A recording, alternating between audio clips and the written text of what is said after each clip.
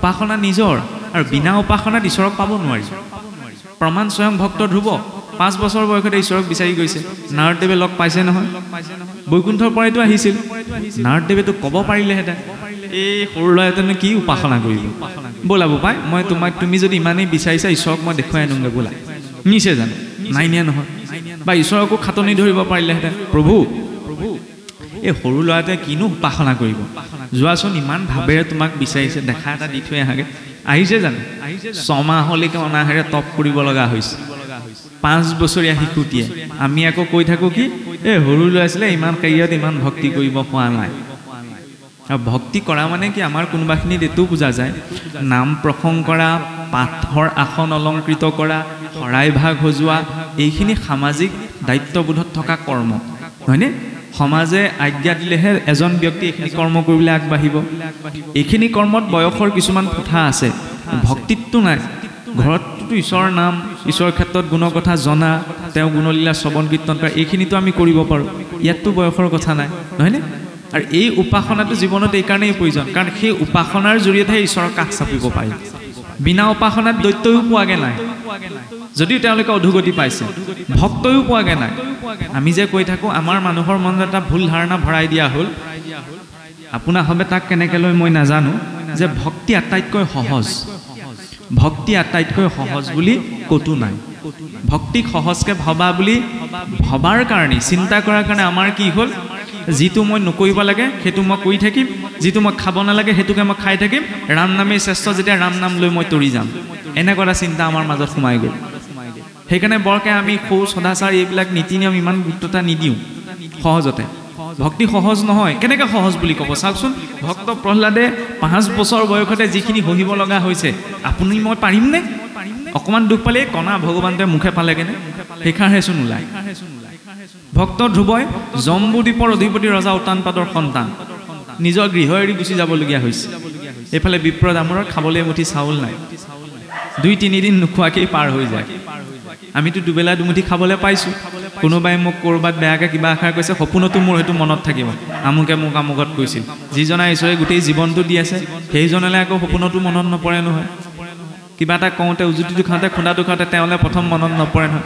বেয়া মাত্ৰাহে ওলায় আৰু সেইখিনি সময়ত যিটো চিন্তা হৈছে অন্তিম সময়টোতো সেইটোৱেই মনলৈ আহিব ইয়ং ইয়ং ভাৱ স্মৰে নিত্যম তৰ্জন্তেব কলেবৰং তং তমেৱতী কন্তে সদা তদ ভাৱ ভাবিত এতিয়া যিটো ভাৱ চিন্তন হৈ আছে অন্তিম সময়টো সেইটোৱে আহিব আজি সেই অনুৰূপতে আমি গতি পাম উদাহৰণ জ্বৰ ভৰত ইমান এজন বিৰক্ত যোগী আছিল ঘৰ সংসাৰ সকলো এৰি দিলে বনত বাস কৰিবলৈ লাগে অন্তিম সময়ত হৰিণ পোৱালিটোৰ মুহত মোহগ্ৰস্ত হৈ গ'ল ইমান যোগী আছিল যদিও হৰিণ ৰূপত জন্ম আমিতো সাধাৰণ মানুহ বাক্যটোকে যেতিয়া সংযম কৰিব পৰা নাই বাকীখিনি সংযম কেনেকৈ কৰিব সেইকাৰণে এই চিন্তাটো এই মাৰ্গটোত লাগিব আৰু ইয়াৰ পাছতে চাওকচোন তেতিয়াহে ভীষ্মৰ মুখ্য উৎসৱ ভীষ্ম মৰিছেহে ভাগৱতক কিহে পালে এজন মানুহ মৰাটোক মুখ্য উৎসৱ বুলি কৈছে মানুহ মৰিলে উৎসৱ বুলি হ'ব পাৰে জানো উৎসৱ পাতো জানো কিন্তু ভাগৱতৰ ধাৰাৰে এজন ব্যক্তিৰ মৃত্যুটো উৎসৱলৈ ৰূপান্তৰ হ'ব পাৰে কিদৰে পিতামহ ভীষ্ম চাওকচোন সৰসজ্জাত পৰিছে সৰসজ্জাত পৰাৰ 3টা কাৰণ আছে প্ৰথমটি কাৰণ পিতামহ ভীষ্মই পূৰ্বতে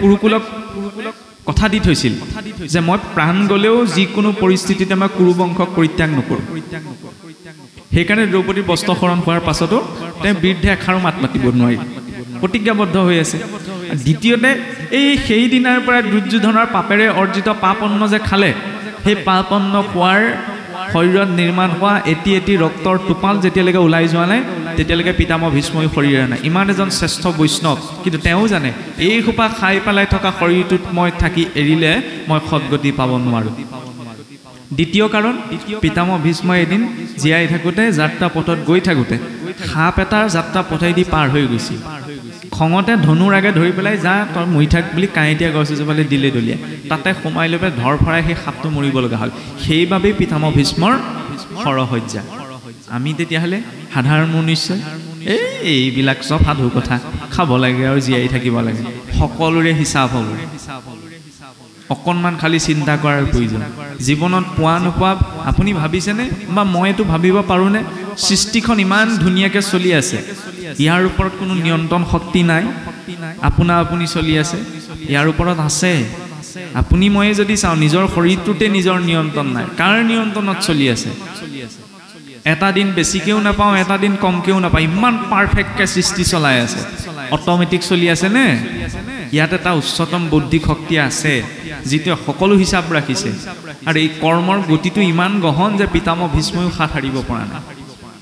তৃতীয় কাৰণ, পিতামহ ভীষ্মটো ইচ্ছামৃত্যুৰ অধিকাৰী আছিল, সৰহজ্যাত পৰোঁতেচোন মৰি থাকিব পাৰিলে, নাই পৰা, কাৰণ সৰহজ্যাত পৰিছে তেওঁ দক্ষিণায়ন কালত। বছৰেকত আমাৰ দুটা অয়ন থাকে নহয়, যেতিয়া মকৰ সংক্ৰান্তি, আৰু আমাৰ অসমীয়া মানুহৰ উৎসৱবিলাকো চাওকচোন ইমান সুন্দৰ শাস্ত্ৰসন্মত বিজ্ঞানসন্মত। আমি মাঘ বিহু কেতিয়া পাতোঁ? এই সূৰ্যৰ মকৰ সংক্ৰান্তিত, হয়নে? সূৰ্য যে তেতিয়া মকৰ ৰাশিত প্ৰৱেশ কৰাৰ লগে লগে উত্তৰায়ণ গতি আৰম্ভ হয়। প্ৰথম ছমাহ দেৱতাসকলৰ দিনৰ সময়, পাছৰ ছমাহ দক্ষিণায়ন কাল, ৰাতিৰ সময়। কেনেকৈ? আমি আছোঁ ভূলোকত, দেৱতাসকল আছে কি সুৰলোকত। ইয়াত এবছৰে দেৱতাসকলৰ এদিন হয়। কেনেকৈ? আজি বিজ্ঞানীও এই কথা প্ৰমাণ কৰিলে নহয়। মহাকাশলৈ যে মহাকাশ চাৰিকলৈ উপগ্ৰহসমূহ পঠায়, উপগ্ৰহসমূহ মহাকাশত ওপৰলৈ গৈ থাকোঁতে সময়ৰ গতি কমি যায়।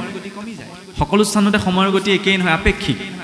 তেতিয়া আমি আছোঁ ক'ত? ভূলোকত, দেৱতাসকল আছে সুৰলোকত।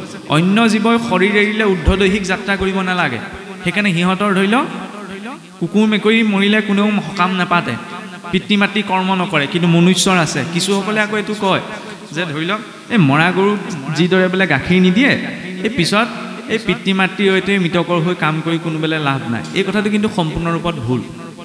কেনেকৈ ভুল? মোৰ পিতৃ মাতৃ যদি ঢুকাই যায়, তেতিয়াহ'লে মৰা গৰুজনীৰ লগত মই তুলনা কৰিব পাৰিম নি?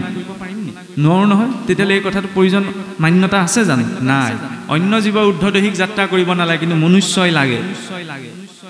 আৰু সেই মনুষ্য ঊৰ্ধ্বদৈহিক যাত্ৰা কৰাৰ বাবে কাৰোবাৰ ঘৰলৈ যোৱাৰ প্ৰশস্ত সময় কি? দিনৰ বেলা। ৰাতি 12টা বজাত গৈ যদি দৰ্জা টকটকনি দিয়া, কোনে দৰ্জা খুলি দিব? গতিকে শৰীৰৰ উত্তম সময় কি? উত্তৰায়ণ বেলা, দিনৰ সময়। দেৱতাসকল দিনৰ সময় সহজে ঊৰ্ধ্বদৈহিক যাত্ৰা কৰিব পাৰিব। সেইকাৰণে ভাগৱতত আৰম্ভণিৰ পৰা ৰজা পৰীক্ষিতো কেনি মুখ কৰি বহিছে? উত্তৰ দিশলৈ। বিদুৰো গৈছে উত্তৰ দিশলৈ, মৈত্ৰেয়ো গৈছে উত্তৰ দিশলৈ, পঞ্চপাণ্ডৱো গৈছে উত্তৰ দিশলৈ, উদ্ধৱো গৈছে উত্তৰ দিশলৈ। উত্তৰ দিশত এনেকুৱা কি আছে? কাৰণ আমাক উত্তৰায়ণ গতি লাগে। আৰু এই উত্তৰায়ণ গতিৰ প্ৰসংগৰ পাছতেই আপোনাৰ কি প্ৰসংগ আহিছে? ধৰ্ম পৃথিৱীৰ সংবাদ, ৰজা পৰীক্ষিতৰ কলি নিগ্ৰহ। এতিয়া ইমানখিনি কথা জানিলোঁ, বুজিলোঁ। আমিতো কলিযুগৰ মনুষ্য, সেইকাৰণে আমি অকণমান বিশেষ সতৰ্কতা জীৱনত পালন কৰিব লাগিব। সেই সতৰ্কতাটো কি দেখুৱালে? ৰজা পৰীক্ষিতে দিয়া কলিক স্থানকেইটা, এইকেইটাতো আমি সকলোৱে জানো। কিন্তু চাওকচোন, জোৱা, পাশা, মদ্যপান, এই এতিয়া অলপ দিন আগতে যে দৌল উৎসৱ হৈ গ'ল, আমাৰ গুৱাহাটীহেন মহানগৰীতে 800 কোটি টকাৰ সুৰা বিক্ৰী হ'ল। কোনে খালেহি? পাকিস্তানী, বিহাৰী, মাৰোৱাৰীয়ে খালেহি নি? আমাৰ মাজৰ মানুহেতো খালেগৈ। চিন্তাটো যদি সেইটো হয়, তেতিয়াহ'লে উপায় নাই। আগতে ইমান অসুৰেও মদ খোৱা নাছিল যিমান আজিকালি কিছুমান মানুহে খায়।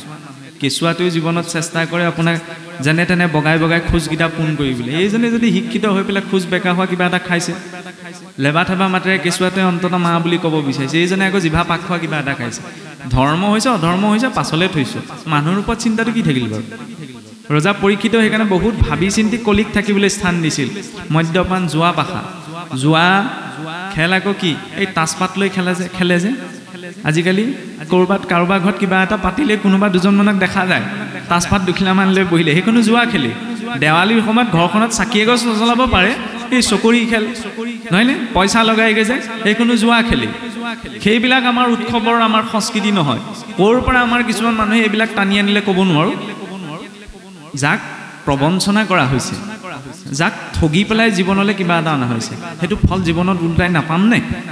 পদাৰ্থ বিজ্ঞানতে সূত্ৰ আছে, প্ৰতিটো ক্ৰিয়াৰে সমান আৰু বিপৰীতমুখী প্ৰতিক্ৰিয়া থাকে। এইটো জীৱনতো প্ৰযোজ্য। জীৱনত যি কৰিছোঁ তাৰ সমান আৰু বিপৰীতমুখী প্ৰতিক্ৰিয়া পাম। আনক 10 টকাৰ নামত 100 টকা ঠগি আহিলোঁ নহয়, সেইটো জীৱনত হিচাপ ধুনীয়াকৈ কৰিব। হিচাপ নিকাচ কৰাত বৰ ঠিক নহয়। যোগ অংক, বিয়োগ অংক, পূৰণ শৰণ এইবিলাকতে পাৰফেক্ট নহয়। জীৱনৰ অংক কৰাটো ঈশ্বৰ বৰ ধুনীয়া, এইবিলাক হিচাপ কৰিবই। সেইকাৰণে অন্ততঃ যি স্থানত বেয়াটো আছে তাৰ পৰা আঁতৰি থাকিব লাগে। যি স্থানত প্ৰাণী হিংসা হ'ব, মাছ মহৰ কথা বৰকৈ নকওঁ, ৰাইজে খুব বেয়া পায়। ছ'চিয়েল মিডিয়াত একদম জাৰি থাকে, বুজিছেনে? খোৱা নোখোৱাটো নিজৰ কথা, কিন্তু অন্ততঃ এইটো চিন্তা। মই কৈছোঁ, আনে কৈছোঁ, এইটো জৰুৰী নহয়। আনৰ পৰিয়াল এটা যদি জিভাখনৰ কাৰণে নষ্ট কৰা হৈছে, সেইটোও কিন্তু মই জীৱনত ভুগিব লাগিব। মই নালাগে, ঋষিমুনিসকলে ভোগ কৰি থৈ গৈছে। চতুৰ্থত প্ৰসংগ এটা, প্ৰাচীন বৰ্হিৰ ৰজাই বহু পশু হত্যা কৰিলে।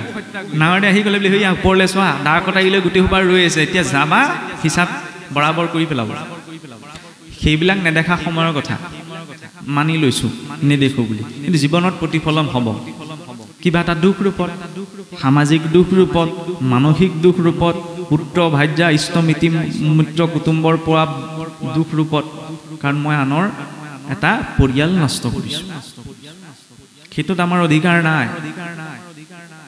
আৰু ইয়াৰ পাছতে ক'ত স্থান দিলে চাওকচোন, গৃহস্থৰ পঞ্চশুনা পাপ নিবৃত্তি হৈ যায় ঈশ্বৰৰ নাম কীৰ্তনত। কাৰণ নাজানি বস্ত্ৰ পৰিধান কৰোঁতে, ধৰি লওক পানী তোলোতে, ঢেঁকীত ধান বানোতে, এইবিলাক ব্যৱস্থাবোৰ আজিকালি কমিছে। পানী তোলোতে, ঘৰ সাৰোঁতে কিছুমান সূক্ষ্ম জীৱ নষ্ট হয়। গতিকে এই ইয়াৰ পাপটো নিবৃত্তি ক'ত হ'ব? ঈশ্বৰৰ নাম কীৰ্তন। কিন্তু কলি তাতো মান্তি নহ'ল, শেষত ক'ত স্থান দিলেগৈ? বোলে সীমাত থাকিব। পৰীক্ষিতো বৰ টেঙৰ আছিল, থাকিবলৈ কেনেকুৱা স্থানত দিছে বোলে সীমাত। এতিয়া হিন্দুস্তান পাকিস্তানৰ পৰা ককাই ভাইলৈকে কেতিয়াবা সীমাটোক লৈতো দম নোপোৱা দেখা যায়। এফালে ভাতৃপ্ৰেম চাওক, হিৰণ্যাক্ষক যেতিয়া বধ কৰি থৈ গ'ল নাৰায়ণে, তেতিয়াৰ পৰাহে কশিপুৰৰ বাবে নাৰায়ণ শত্ৰু হৈ পৰিল। মোৰ ভাতৃক বধ কৰি থৈ গ'ল, সেইকাৰণে ভাতৃ হত্যাৰ প্ৰতিশোধ। ভাতৃৰ প্ৰতি ইমান স্নেহ যে ঈশ্বৰৰ বিৰুদ্ধেও অস্ত্ৰ তুলি ল'লে। এতিয়া ভাতৃপ্ৰেম বোলে একে ককাই ভাই, মাত বোল নাই নহয় বোলে। কেলে? এই মাটি বাৰীৰ লগত লাগি। অসুৰৰো ইমানকণ মেনাৰ্ছ আছিল যে ভাতৃ স্নেহটো কেনেকুৱা হ'ব লাগে। মই যদি ককাই ভাইৰ মাজতে মিলা প্ৰীতিৰে থাকিব জনা নাই, শিকা নাই, তেতিয়া মই সমাজত মই বহু কথা কৈ, বহু কথা আচৰণ কৰি কি লাভ? নিজৰ ভেটিটোতো ঠিক কৰিব লাগিব। বোলে এইবিলাক কথা ভাষণতহে ভাল লাগে, আচলতে পালেহে গম পাবা। সেইটোৱে ঠেলি ঠেলি একদম বোলে মোৰ হিমাখাল নি ভেটিত লগালি, মই কি একো নকম নি? নক'বচোন, তেওঁ আপোনাৰ ভেটিহে ঠেলিছে, ঈশ্বৰে বংশ ঠেলি দিব। অকণমান ধৈৰ্য ধৰিব লাগে। তেওঁৰ প্ৰতি বিশ্বাস, আমি যে কৈ থাকোঁ বিশ্বাসে মিলয় হৰি তৰ্কে বহু দূৰ। বিশ্বাস কৰিবলৈ ধৈৰ্যটোতো লাগিব। একেদিনাই ফলটো নিদিয়ে নহয়। মানুহে দিয়া বেজীটো অকণমান বিষাই ভাল হৈ যায়, ঈশ্বৰে দিয়া বেজীটো আকৌ ৭ম পুৰুষলৈকে থাকি যায় নহয়, নহয়নে? সেইকাৰণে তেওঁ বেজীটোলৈ বেছিকৈ আশা কৰিব লাগে। আৰু ইয়াৰ পাছত শেষত ক'ত স্থান দিলেগৈ? সুবৰ্ণ। গৃহস্থৰ ঘৰখনৰ এক ৰতি কোন হ'লেও সেইকাৰণে ঈশ্বৰক প্ৰদান কৰা প্ৰয়োজন। এইটো নহয় যে ঈশ্বৰক দিলে আপোনাক সোণপানী চৰাই দিলে হ'ব, নিজলৈ আকৌ সোণৰ আঙুঠিৰ নেকলেছডাল মই একদম পিয়ৰ সোণ লাগিব। ঈশ্বৰক দিলে সোণপানী চৰাই দিলে হ'ব, ৰূপপানী চৰাই দিলে হ'ব, নামঘৰতহে দিম। মই এইটো কোৱা নাই যে নামঘৰত কোনোবাই সোণৰ ফুল ৰূপৰ ফুল দিয়ক, কিন্তু যি ৰূপত দিছোঁ, যদি দিছোঁ শুদ্ধ ৰূপত দিব লাগে, নহয় জানো? ঈশ্বৰে দিছে কাৰণে ইমানখিনি হৈছে, যদি দিছোঁ তাত কপটতাটো থাকিব নালাগে। আৰু কলিৰ প্ৰভাৱত আহিলে গতিটো কি হয়? প্ৰমাণচোন স্বয়ং ৰজা পৰীক্ষিত। জৰাসন্ধৰ সোণৰ মুকুটটো পিন্ধাৰ কাৰণে ইমানখিনি গতি হ'লগৈ। সমীক মুনিৰ ডিঙিটোত মৰা সৰ্প দাঙি থৈ আহিলে, শৃংগী মুনিয়ে তেতিয়া অভিশাপ দিছে নহয়। এতিয়া সেইখিনিতে আৰু এটা কথা চাবলগীয়া, শৃংগী মুনিয়ে এইটো ভাবিতো অভিশাপ দিয়া নাছিল সপ্তদিনত তক্ষকে দংশক বুলি, যে পৰীক্ষিতক এতিয়া মই অভিশাপ দিম, পৰীক্ষিতে এতিয়া মুক্তি পাবলৈ শুকদেৱৰ ওচৰলৈ যাব, শুকদেৱে ভাগৱত কওঁতে তেওঁক 7 দিন সময় লাগিব, গতিকে 7 দিনৰ পাছত মৰিবলৈ মই অভিশাপ দিম। এইটো ভাবি অভিশাপ দিছিল জানো? ইমান যদি খং উঠিছিল আজিয়ে মৰি থাক বুলি নক'লে কেলে? 7 দিনৰ পাছত মৰিবলৈ অভিশাপ দিলে। কাৰণ জীৱৰ জন্ম 7টা দিনৰ ভিতৰতে, মৃত্যু 7টা দিনৰ ভিতৰতে। আপুনি মই গতি পালেও 7টা দিনৰ ভিতৰতেই পাম, অধোগতি পালেও 7টা দিনৰ ভিতৰতেই পাম। পৰীক্ষিতৰ ওচৰত যিদৰে 7টা দিন আছিল, আপোনাৰ মোৰ জীৱনতো গতি অগতি পোৱাৰ বাবে 7টা দিনেই আছে। আমি পৰীক্ষিত হ'ব নোৱাৰোঁ, কিন্তু ভাগৱতৰ মাৰ্গত পৰীক্ষিতৰ ভাৱতেই আগবাঢ়িব লাগিব। কিদৰে পৰীক্ষিতৰ ভাৱত? যি পৰীক্ষাৰ্থীও যি পৰীক্ষকো। বাহ্যিক জগতখনত এই দুটা বৈশিষ্ট্য এজনত থকা সম্ভৱ নহয়। পৰীক্ষাৰ্থীজন কেতিয়াও পৰীক্ষক নহয়, পৰীক্ষকজন বেলেগ। কিন্তু আধ্যাত্মিক জগতত এই দুটাই বৈশিষ্ট্য নিজৰ ভিতৰত লাগিব। পৰীক্ষাৰ্থী কিহৰ? জন্ম মৃত্যু জৰা ব্যাধি, এইটো এটা পৰীক্ষা। এইটো পৰীক্ষা আমি সকলোৱে দি আছোঁ, পাছ কৰোঁ নকৰোঁ নিজৰ কেপাবিলিটিৰ কথা। আৰু একোজন পৰীক্ষক, কি ভাল কি বেয়া, কি শুদ্ধ কি অশুদ্ধ, এইখিনি নিজে বিচাৰ কৰিব লাগিব শাস্ত্ৰৰ আধাৰত, অশাস্ত্ৰৰ আধাৰত নহয়, নহয়নে? আৰু এই পৰীক্ষিতৰ ভাৱতে আগবাঢ়ি যেতিয়া ৰজা পৰীক্ষিতে 7 দিনৰ পাছত তেওঁ মৃত্যু হ'ব বুলি গম পাইছে, তেতিয়াতো আমি সকলোৱে জানো শুকদেৱৰ ওচৰলৈ গৈছে। কিন্তু শুকদেৱৰ ওচৰলৈ প্ৰত্যক্ষ ৰূপত যোৱা নাই। ঋষিমুনিসকলৰ ওচৰলৈ তেওঁলোকে হোম তপ জপ যজ্ঞৰ কথা কৈছিল। তেতিয়া ৰজা পৰীক্ষিতে ভাবিলে যে 7টা দিনত মই ইমানখিনি কৰা সম্ভৱ নহয়, গতিকে মোক সহজ পথ এটা লাগে, যিটোৰ জৰিয়তে মানে সহজে ঈশ্বৰৰ প্ৰতি মোৰ ভাৱ উৎপন্ন হয়। তেতিয়া তাকে চিন্তা কৰি কিন্তু ৰজা পৰীক্ষিতে শুকদেৱক বিচাৰি যোৱা নাই। গংগাৰ পাৰতে কুশৰ আসন পাৰি পেলাই আচমন কৰি পেলাই বহিছে, তেনেকুৱাতে তেওঁৰ সন্মুখলৈ আগমন ঘটিছে শুকদেৱৰ। ভক্তি মাৰ্গত এইটো বিশ্বাস কৰা হয় বা এইটো প্ৰমাণ যদি ভক্তজনে অন্তৰৰ পৰা কিবা এটা প্ৰত্যক্ষ ৰূপত বিচাৰে তেতিয়া তেওঁ বেলেগত বিচাৰি যাব নালাগে ঈশ্বৰে সেইটো জীৱনত উপলব্ধ কৰাই দিয়ে কোনোবাই যায় এজনে যদি সভক্তিৰ কিবা এটা বিষয় বুজিব বিচাৰিছে শাস্ত্ৰ সম্পৰ্ক ধেই মূৰটো ঘমোৱাৰ প্ৰয়োজন নাই অন্তৰৰ পৰা বিচাৰিলে সেইটো ঈশ্বৰে এনেকুৱা এটা সংযোগ ঘটাই দিব যে আপুনি কিবা এটা মাধ্যমৰ যদি সেই বিষয়টো বুজি পাই যাব সৰু এটা কথা গতিকে ৰজা পৰীক্ষিতে অন্তৰৰ পৰা বিচাৰিছিল সেইকাৰণে প্ৰত্যক্ষ ৰূপত শুকদেৱৰ আগমন আৰু শুকদেৱক অহাৰ লগে লগে এইখিনি প্ৰসংগৰে প্ৰথম স্কন্ধ সম্পূৰ্ণ হৈছে শুকদেৱক ৰজা পৰীক্ষিতে সোধা প্ৰশ্নটি হৈছে কি যে মৰণৰ সময় তোমাৰ ওচৰণে পুচুহু প্ৰভু সাম্প্ৰত ম্ৰিয়মানৰে এইটো সংসাৰত কৰিবে কোনো কৰ্ম এইটো সোধা নাই যে মই কি কৰিম কওক যে মোৰ দৰে মৃত্যু অভিমুখী লোকসকলে কাৰ কথা শুনিব কাহাক শুনিব কাহাক চিন্তিবে কাহাক জপিবে নৰে কাৰ কথা মানিব কাক ভজনা কৰিব সেই বিষয়ে আপুনি মোক কওক এই প্ৰশ্নটিও যেতিয়ালৈকে আমাৰ জীৱনত নাহে তেতিয়ালৈকে আমি ভাগৱত মাৰ্গত প্ৰৱেশ কৰিব নোৱাৰোঁ সেইবাবে প্ৰথম আৰু দ্বিতীয় স্কন্ধ ভাগৱতৰ আৰম্ভণি অংশহে ভাগৱতৰ দশলক্ষণ বৰ্ণনা প্ৰকৃততে তৃতীয়ৰ পৰাহে আৰম্ভ হৈছে দ্বিতীয় স্কন্ধ আৰম্ভ হৈছে ভাগৱত মহাধৰ্ম কথা বিদুৰ মৈত্ৰীয় সংবাদ আৰু শেষত ভাগৱতৰ দশলক্ষণ বৰ্ণনা স্বৰ্গ মানে হৈছে ঈশ্বৰৰ বৈকৃত সৃষ্টি ঈশ্বৰে কিদৰে সৃষ্টিখন নিৰ্মাণ কৰিলে তত্ত্বসমূহ কিদৰে সৃষ্টি হ'ল বিসৰ্গ ঈশ্বৰৰ প্ৰাকৃত সৃষ্টি ঈশ্বৰে প্ৰজাসকলক মনুষ্যগণক জীৱসকলক কেনেকৈ উৎপত্তি কৰি সেই বিষয়ে আছে ভাগৱত উটি সৃষ্টিৰ আদিৰে পৰা কিটো ধাৰাত এই ভাগৱত চলি আহিছে এই সংসাৰখন পৰিৱৰ্তিত হৈ আহিছে সেই বিষয়ে আছে ভাগৱত